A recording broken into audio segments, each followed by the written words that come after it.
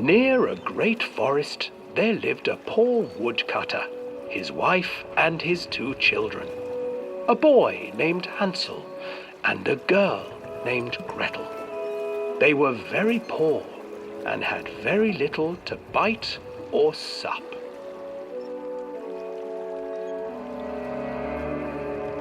"What will become of us?" the woodcutter asked his wife one night. "I tell you what, husband, we will take the children into the thickest part of the forest tomorrow and abandon them there." "No, my wife, I cannot do that," said the man. "Then we will all 4 starve, you fool." Hansel and Gretel overheard their parents talking, and Gretel began to weep. "Do not fret, Gretel," Hansel said. He crept out of the hut and gathered white stones from the ground to fill his pockets.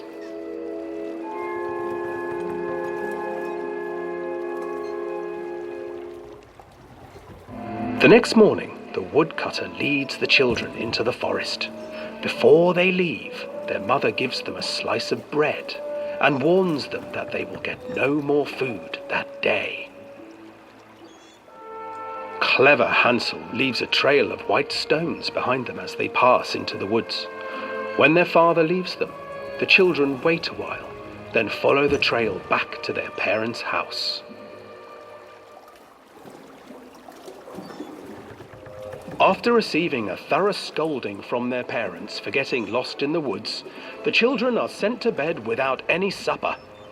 Hansel tried to sneak out and collect more white stones, but found that the door was locked. "Tomorrow I will take them into the woods myself," the wife told the woodcutter.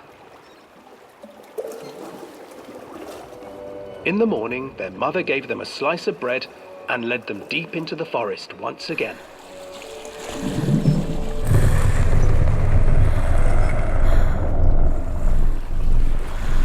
Hansel broke his bread into pieces and left a trail of breadcrumbs to lead them safely home. But hungry-eyed birds snatched up the breadcrumbs and his trail was destroyed. Abandoned by their parents and unable to find the trail home, the children wandered in the forest for 3 days.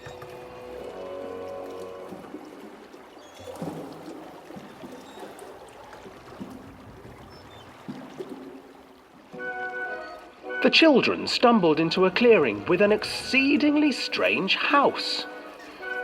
Its walls were made of gingerbread, and its windows were panes of clear sugar. Hansel, desperately hungry, ran forward and began to nibble on the walls.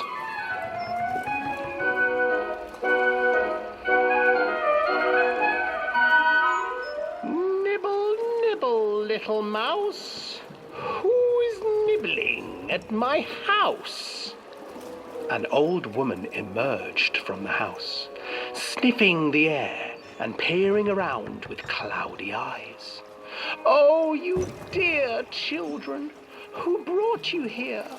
Just come in and stay with me. No harm will come to you." But Hansel and Gretel stayed back, for the old woman reminded them of their cruel mother.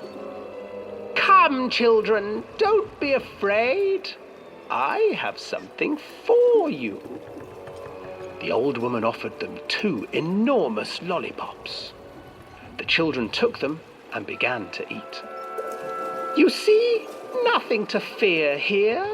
Come inside," the old woman urged, and the children, still licking their sweets, followed.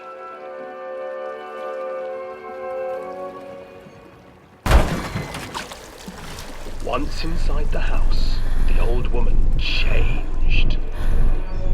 She stuffed Hansel into a cage and put Gretel to work, sweeping and cleaning her hut. "Your brother will make a good mouthful," the old witch told Gretel.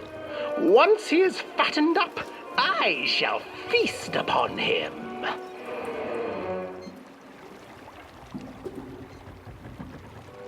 Time passed, and poor Hansel refused to eat, fearing the day that the witch would eat him. The witch, for her part, grew impatient.